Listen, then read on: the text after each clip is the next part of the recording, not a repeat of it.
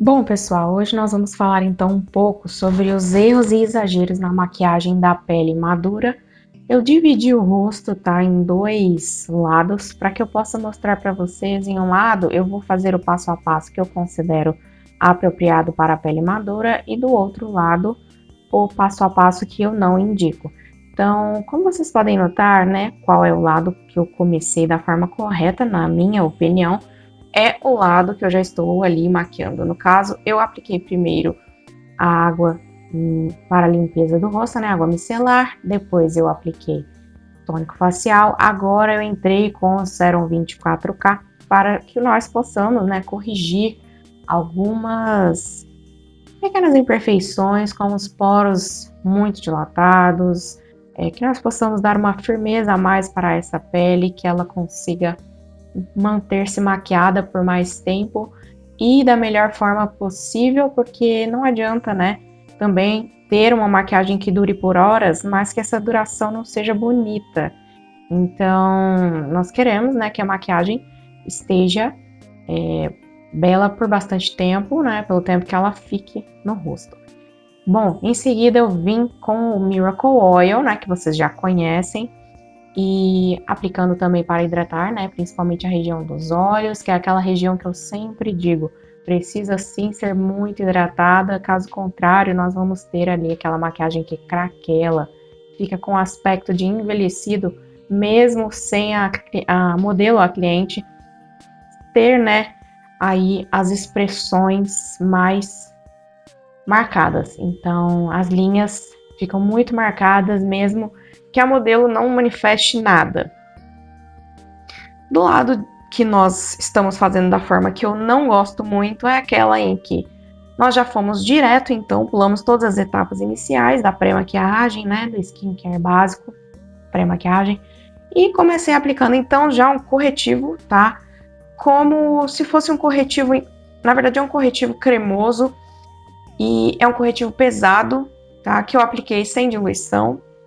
Então, como vocês podem notar, ó, ele tem altíssima cobertura. E outro erro que eu considero é a aplicação, né, de um tom mais claro. Muitas pessoas usam dessa técnica, né? Eu não gosto, eu acho que desvaloriza, para ser bem sincera. Eu acho que torna a maquiagem extremamente artificial se não souber fazer essa técnica bem e ainda assim usar. Percebam como você fica com uma máscara, né? Então, agora eu fui com corretivo, comecei, né, com corretivo apropriado, né, para essa região da área dos olhos. É um corretivo mais fino, fluido, como vocês podem notar, ele dá a cobertura necessária e sem pesar, sem ficar aquela maquiagem extremamente carregada, sem fazer aquele reboco que eu sempre falo para vocês, que eu não acho bacana, tá? Nem em pele jovens, mas o que dirá na pele madura, né? Com certeza eu corro desse tipo de efeito. Então, como vocês podem ver, eu vou aplicando, né, melhor, espalhando, colocando, se necessário, um pouco mais. É sempre assim que eu recomendo que vocês façam na pele madura. Na jovem também, mas na pele madura, tendo sempre esse cuidado, aplicando camadas suaves e aos poucos para que a gente possa construir o que a gente considera como ideal. Eu já aplico um pouquinho também nas linhas, né, mais profundas, que normalmente a maquiagem tende a abrir e o corretivo ajuda a segurar no lugar. Então eu sempre gosto de dar uma aplicadinha com o que ficou na esponja. Espalhe bem, eu levanto a pele ali do olho, tá? Para que o produto possa entrar nas linhas também, para que não fique aquele suco sem maquiagem. Então, olha só, notem a diferença, como fica muito mais natural e muito mais bonita a pele quando nós fazemos por etapas, né, e da forma correta. Em seguida, eu escolhi uma base mais pesada, tá bem concentrada. É uma base que eu consigo usar nela, tanto que vocês vão ver que vai ser a mesma base que eu vou utilizar do outro lado, mas, né, tudo se resume à aplicação, à forma de uso. Então, desse lado eu estou aplicando ali, sem hidratação, sem nada, né, diretamente na pele essa base, em grande quantidade, então eu não estou trabalhando com camadas mais finas, eu já estou aplicando como sei que muita gente faz, bastante produto, né? Sem se preocupar aí se vai haver a saturação ou não dessa base. Então, vocês vão ver no final do vídeo que a cor vai acabar se adaptando, né? Essa base, ela dá uma oxidadinha, ela acaba escurecendo bem pouquinho, mas escurece quando seca. Então, olha só como a gente fica com um aspecto de máscara. E é esse aspecto que eu falo para vocês. Corram dele. Isso não é bonito, tá? Nem para fotografia. Então, caso vocês gostem, né, fiquem à vontade para usar, mas eu quero deixar bem claro para vocês que quando a maquiagem não é bem aplicada, apesar de termos aí produtos excelentes, quando você não sabe como utilizar, olha só o efeito que a gente fica aí. É como se fosse uma máscara, né, branca, no caso dela. E aí percebam que do outro lado eu estou aplicando a mesma base, porém eu estou usando agora um pincel Kabuki, eu aplico camadas finas e vou esfumando, principalmente quando me aproximo das bordas. Observem que quando nós aplicamos com o pincel em camadas e esfumando, nós temos um resultado muito melhor, tá? E sim, aparentemente a base está um pouco mais clara, mas como eu disse para vocês, ela vai se adaptar conforme ela vai secando. E como nós não temos camadas muito pesadas, a adaptação vai ficar muito mais simples, certo? Então, fiquem atentos também para esse detalhe, sempre que for escolher a base, testem, porque às vezes na embalagem ou molhada, úmida, é uma cor bem diferente daquela que vai ficar quando essa base estiver seca. Então, tomem cuidado, ok? Com isso. Ó, no momento, vocês estão vendo, parece que está mais clara, mas quando ela secar, ela vai entrar no tom correto, ok? Quando eu for colocando também o contorno, aí eu estou assentando, tá? Só para deixar bem claro, esse produto com a própria esponjinha aí que eu estou aplicando. Então, vamos com bastante cautela. Onde vocês observarem que com o pincel não foi possível, né, colocar a base, não ficou bem preenchido, usem a esponjinha para acrescentar produto, mas lembrando que em pouca quantidade, para que nós não tenhamos diferenças, tá, de cobertura. Eu sempre vou aplicando um pouquinho também na pálpebra, para que a gente tenha aí o preenchimento completo, tá?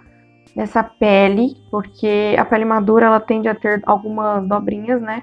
Pessoas que não têm procedimentos cirúrgicos, como remoção de pálpebra ou preenchimento, normalmente essas pessoas têm, a pálpebra ela começa a ficar um pouquinho enrugada. Então, lembrem-se de movimentar a pele de forma que vocês consigam colocar base e corretivo e pó corretamente, tá? Também dentro das linhas, para que você não fique aí depois com regiões com falhas. E sempre tomando cuidado para remover os excessos. Observem que no outro lado da face, desculpem, antes eu vou aplicar o pó e aí eu vou explicar para vocês. Vocês viram que antes de aplicar o pó, eu retirei o excesso das pálpebras, né? Da pálpebra, na verdade, para que não selasse com acúmulos, ok? Se preocupem com isso, selar sempre sem acúmulos, retirem os acúmulos com esponja, com pincel, com o dedo, como vocês quiserem, mas não selem pálpebra com acúmulos. Do outro lado, eu vou selar com muito pó, tá? Eu vou colocar o excesso de pó, que eu falo para vocês que na pele madura não fica bom, e não retirei o excesso, ó, como vocês viram da pálpebra, está acumulado e eu selei mesmo assim. Isso vai fazer com que em minutos a pálpebra comece a abrir, tá? A base vai abrir na pálpebra aí, nessa região que foi selada dessa maneira. Observem que ao selar a pele, ó, enquanto ela sorri, dá pra ver, tá? Que o lado que eu fiz de uma forma que eu não considero bacana, já está enrugado e de uma forma assim que não vai ser possível, tá? Tirar aí esse enrugado, porque a pele ela já perdeu totalmente o viço. Do lado de lá, nós não temos esse problema. Então, observem aí que agora eu estou fazendo o contorno em pó. Dessa vez eu optei por não fazer o contorno cremoso, eu fui só no pó mesmo. E esfumando, tá? Sem deixar marcações. Fui esfumando para que ele tenha um começo e um fim que você não possa notar, que você não consiga dizer exatamente onde é, né? Essa foi a função de devolver a sombra, o sombreamento para o rosto. Agora, do outro lado, em seguida, eu vou fazer de uma forma que eu também não recomendo, que é aquele famoso tijolo, que a gente fala, né? Quando faz uma marcação que fica excessiva, fica muito além daquilo que seria o natural, muito escura, tá? Não fica de acordo com o tom da pele da cliente. Deve-se observar isso também. Muitas vezes vocês utilizam contornos em tons muito acima do tom natural de vocês, e aí fica difícil esfumar e a marcação acaba ficando muito pesada. Em seguida, eu apliquei ali o iluminador, tá? Então, ó, vocês estão vendo ali que existe uma divisão entre contorno, que ficou somente um risco, em cima o iluminador exagerado, que também dá para vocês notarem que ficou totalmente artificial, né? Aquele efeito que eu particularmente não gosto. E aí o blush, do lado que eu gosto, que fique correto, eu aplico sempre em batidinhas em menor quantidade. Já do outro lado eu fiz ali nas maçãs, né, uma chinelada, como a gente costuma brincar. E eu acho que fica assim, uma coisa muito sem sentido, porque você vê exatamente onde está cada produto e isso tira a naturalidade. Já na sobrancelha, agora eu vou fazer uma sobrancelha muito mais escura do que aquele tom que deveria ser utilizado, tá? E no subtom errado, no caso eu vou fazer a sobrancelha num tom que não combina muito bem com o tom de cabelo dessa modelo. Observem que a modelo já tem, né? Ela utiliza uma tintura bem clara e quente. Então a gente tem que se preocupar, né? Que a sobrancelha não fique num tom frio e nem fique na cor errada. No caso, ela ficou com uma sobrancelha castanho, tá? Castanho claro, mas ainda assim é castanho.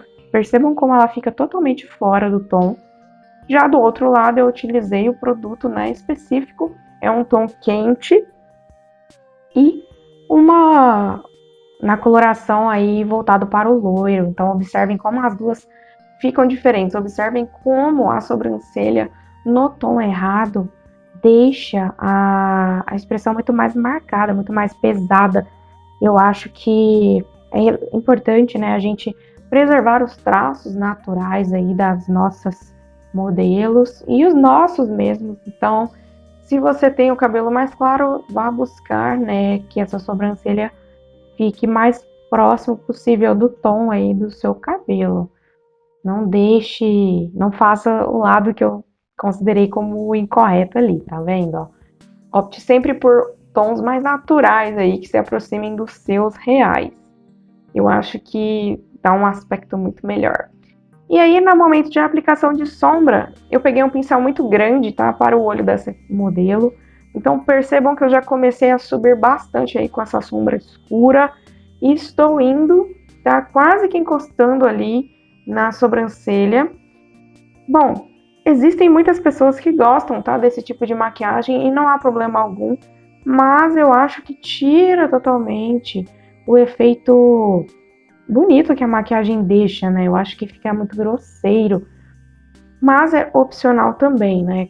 O gosto é uma coisa pessoal, mas eu recomendo, tá? Que você, quando for maquiar-se ou for maquiar as suas clientes, modelos aí de pele madura, deixem esse esfumado mais contido dentro da pálpebra dessa cliente e use o esfumado somente nas bordas. Então, ó, eu vou fazer o seguinte agora, eu vou dar uma assentada ali, tá, do corretivo, mais uma vez evitando que a gente tenha acúmulos, porque todo acúmulo possivelmente mais tarde vai abrir. Então, nós não queremos que a cliente fique sem sombra nos olhos, né? Eu vou lá, selei, tá, a minha pálpebra novamente, para evitar, como eu disse, que a pálpebra fique sem sombra, né, sem produto nenhum, conforme ela vai movimentando, abrindo e fechando os olhos. E aí, ó, eu vou pegar aqui uma esponjinha limpa E eu levanto, tá, um pouquinho a minha sobrancelha, com isso eu vou puxar a pele da pálpebra, a pálpebra vai ficar esticadinha, e aí eu vou conseguir, ó, ter noção e pintar exatamente a área que eu preciso. No caso, eu vou começar fazendo ali o canto externo, e sempre eu gosto de começar com uma sombra um pouco mais escura, mas não tão escura, porque essa vai ser meio que uma transição.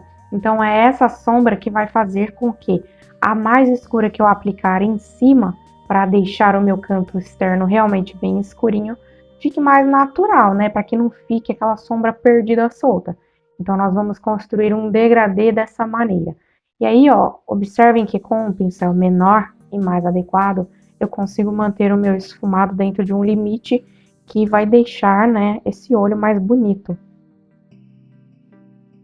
E aí eu só esfumo a borda, tá? Então eu aplico, eu deposito, né, só dando toquinhos, sem excessos de sombra novamente, e eu vou esfumando as bordas, e se houver necessidade eu esfumo no meio também, depende do efeito que eu quero dar, mas normalmente eu me preocupo mais com o esfumado das bordas, tá? Para ficar, como eu disse, um degradê, né? Não ficar ali uma sombra que simplesmente eu consigo ver ali o começo e o final.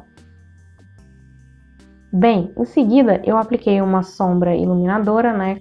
Que foi, não sei se vocês conseguem notar, mas é para dar uma levantadinha na sobrancelha. Observem como ficou diferente um olho do outro, tá? Tudo isso só aplicando os produtos no lugar certo. E observem que eu sempre venho, né, com uma mão aplicando o produto, depositando ali, sempre escurecendo o cantinho aos poucos, esfumando as bordas, mas sempre segurando a pálpebra levantada para que eu consiga, tá, pintar toda a minha pálpebra na região necessária. Nada de fazer aí a sua sombra direto, tá? Sem dar essa levantada, caso a sua pálpebra já esteja mais caidinha, porque se vocês não fizerem dessa forma, a chance de ficar com regiões sem sombra vai ser muito grande. Aí eu vim, tá, com uma sombra cintilante, mas essa é opcional, podem usar mate, da cor que vocês quiserem, e coloquei ali, tá, no canto interno e fiz a junção esfumando com essa outra sombra mais escurinha.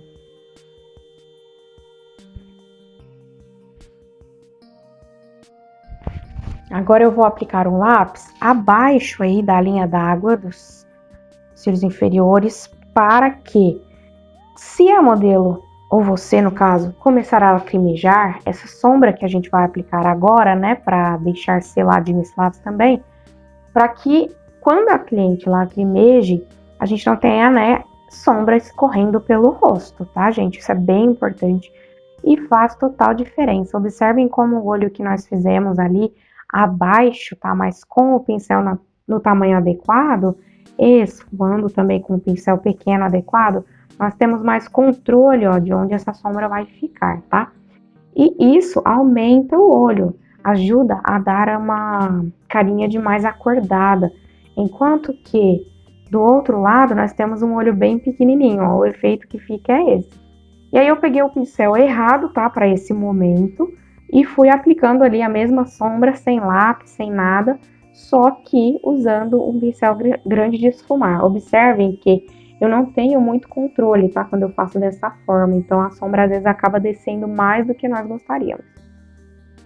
Máscara de cílios, apliquei dos dois lados. Batom de um lado, eu estou aplicando aí para vocês, sem nenhum contorno, simplesmente coloquei o batom sem me preocupar, tá? Como essa boca iria ficar quando ele estivesse pronto. Eu não me preocupei muito em fazer ali aquela barreira que eu chamo, né? Eu coloquei um tom bem escuro, sem contorno, sem nada, para vocês verem como fica estranho. Parece que essa boca não tem definição, ela fica até meio torta. Já do outro lado, eu preferi um tom mais harmonioso, né? Mas vocês poderiam ter colocado também o batom escuro, desde que feito um contorno adequado. E aí, ó, eu coloquei para vocês terem uma noção como a maquiagem bem feita, ela deixa um outro aspecto no rosto. Observem que a boca ficou muito mais bonita, tá? Não é por causa da cor do batom, mas é a forma que está sendo aplicado. com um pincelzinho, dando precisão e permitindo que eu faça o desenho da boca da melhor forma possível. E aí eu escolhi colocar um gloss, né, para dar uma hidratada nessa boca, porque eu passei um batom bem mate, e para deixar a boca com aspecto de mais preenchidinha, mais inchadinha. Então, olha, percebam um lado e o outro, tá? De um lado nós temos um reboco que ficou totalmente marcado, e do outro lado nós temos uma maquiagem que pode ser usada em qualquer momento do dia, somente trocando as cores e ter aí um efeito bem natural.